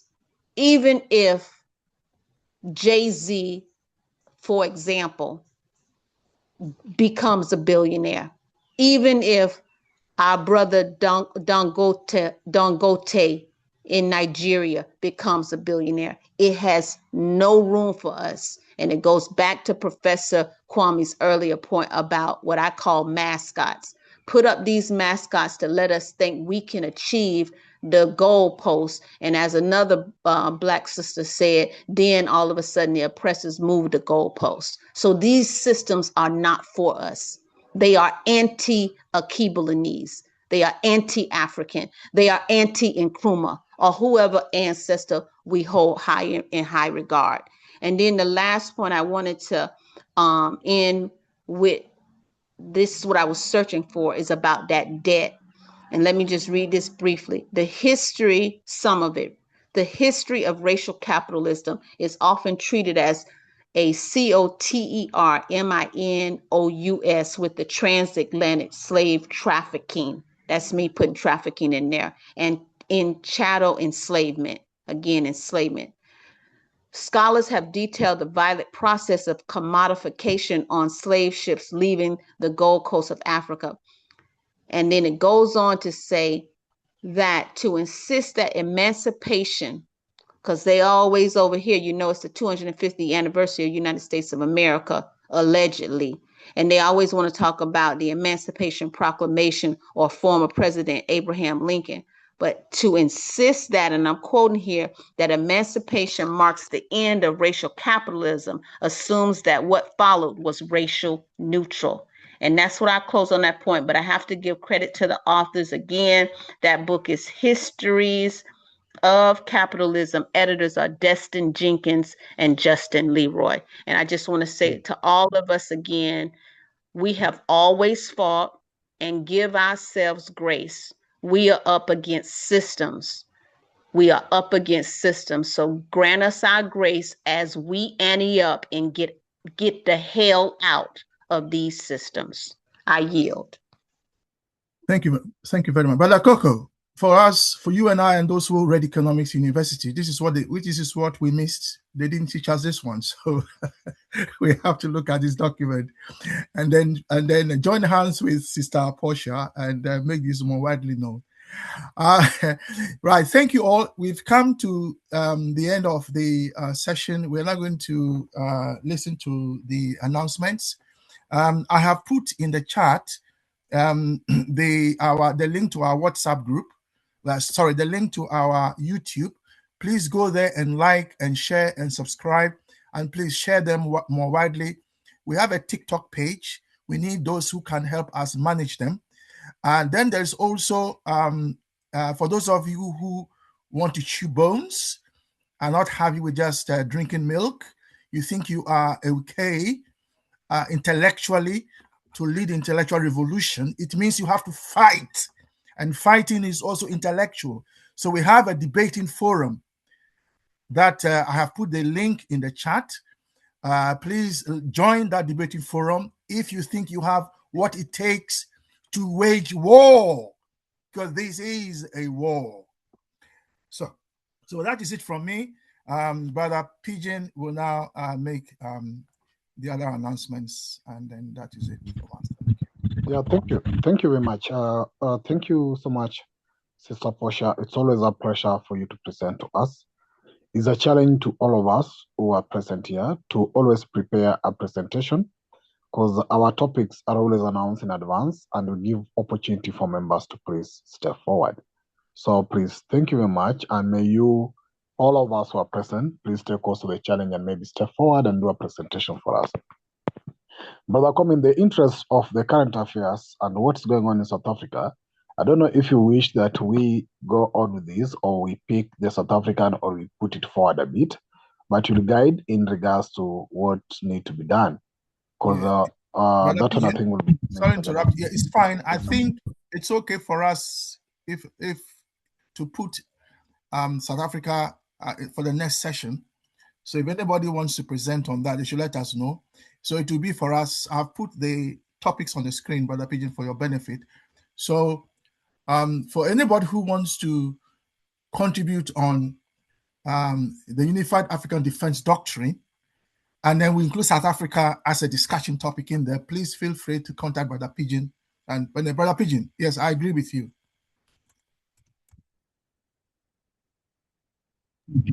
Okay, thank you. Now, having agreed on that, there are other topics ahead, including the economic warfare against Africa.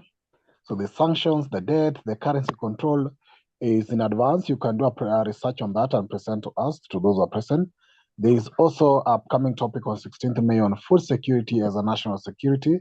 So to those who can also present on food security, then you are most welcome. Then we also have another presentation that's coming on 23rd on armed struggle, history and lessons.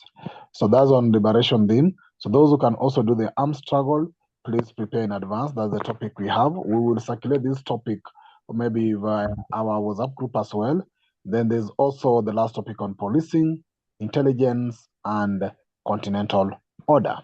Now, if you also wish to do that presentation, please you have time to do your research and prepare your presentations. This research, probably I would like to suggest, after all presentation research, please feel free to share your research with Sister Amma. Sister Amma is in charge of our research department, and she will be able to also collect research, not only from various presentations we have, but also those who will wish to have their research. So let's convert our topics to be more of research topics that then we present research like what Sister Portia has done. And let's keep on maybe getting in touch with Sister Portia so that she has a profile of all this research or some stuff for all this research. Sister Amma as well is actually heading our library. We have a Telegram library, the Pan-African Library, which is the CSG Pan-African Library, where we are having close to now 9,000 soft copy books, close to 8,000 to 9,000 soft copy books, either written by Africans or for Africans or about Africa. And you can also as well get in touch with Sister Amma or myself so that then you can get the link to our Telegram. So we have a repository of so many books, including the old books of the Ethiopian issues, the old books of the Jubilees and all those other books, the Judah, the Jonah books, all in religious, spiritual ways, back to all books by either the W.E. Du Bois, all the books from our Europe and the developed Africa. We have so many collections in our Telegram library. So please feel free to get in touch with us for our Telegram library as well. Now we have actually initiated the journal. We have been thinking forward to how to produce some journal, probably like a magazine that then analyze the context and guide the continent. There's an idea of the spark that was being done by Kwame Nkrumah. I've shared the 100 publication of the spark, which actually Brother J. Akoto is willing to be part of the leading team. And there Nkrumah is defining why he suggested the spark as a magazine. And then he touched about consciencism and the rest. So those who also want to be part of that, feel free to get in touch with also Dr. Akoto is not here, or myself, Brother Kwame, or Brother Benny, or Sister Amma is also part of that. Now, having said that, we are having all our recordings for the past week. They are now available on our YouTube channel. So you can get to our YouTube channel and get all our previous recordings. So far, I think we have hit 400 recordings uploaded on our YouTube. We are still looking forward for anybody who has skills, who can then create shorts from our YouTube recording so that you can then have shots of the main topics that then can circulate fast and can help us actually increase our viewers or our even reach us to a moment where we can do monetization of our YouTube so that we can start getting some resources from there to facilitate the activities we are doing. So if you have any idea or you are tech savvy on how to create shorts on YouTube using the 400 videos we are having so far, please get in touch so that you can see how we increase that process as well, so that you can have more other streams of revenue getting to CSG. Sister Portia has been running a bit on running documents in terms of the support documents for either grants or resources that can then help us extend our studies to physical spaces. And she's been doing some proposals on that. If you have any technology or any skill or any network that you like to put forward that can help get some resources to push conscious into physical spaces, either in universities or any other place so that the study move forward, please also get in touch with Sister Portia or any of us. And having said that, what else? The Monday is Pan-Africa Reading Club. Next Thursday, we continue with the Consciencism reading. And next Saturday, we are looking forward to South Africa. Thank you very much for your time, your attention, and for always joining us. Bye-bye for now. And back to you, Brother Kwame. Yeah, thank you. Just a quick reminder, as a follow-up from what Brother Pidgin has shared, there are 2 documents we need to look at. Sister Chisomo has volunteered to look at least one. We will let you know the date. We will discuss them. They are talking about the intellectual revolution. The Trump administration has a document that is their intellectual revolutionary document. Sister Amma shared it with us. If you recall, we need to discuss that document. And then we also need to discuss the ideological implications of the Epstein files. So those are things we need to discuss. If you think you can help with any of those topics, please get in touch with the Pigeon so we can liaise with you and set a date for these 2 presentations on the ideological implications of the Epstein files and the ideological framework that guides the Trump administration, so that we are clear that we also need, when I say we here, have to issue a document that should guide the intellectual revolution that is ahead of us. Yes, Nkrumah has mentioned it, but we need to flesh it out. So that is what I want to add to the announcements that Brother Pigeon has made. Otherwise, I have nothing else to say. Just to say, to follow Brother Pigeon again, thank you all. So unless Brother Welcome has a few words to say, as he heads our UNA unit, United Nations of Africa unit, unless he has a few words to say. Do you, Brother Welcome? If not, then close. No, thank you so much. Everything is in order. Thank you so much. Thank you, everybody. Thank you, sir. So that is it. To stop the recording.